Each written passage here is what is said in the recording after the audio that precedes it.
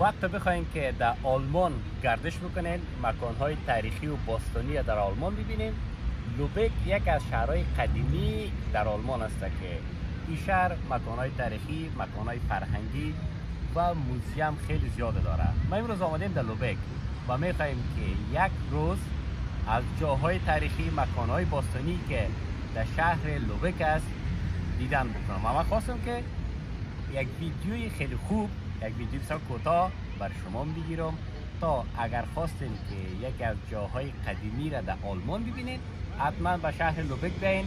من مطمئن هستم که برایتان بسیار خوش میگذرد.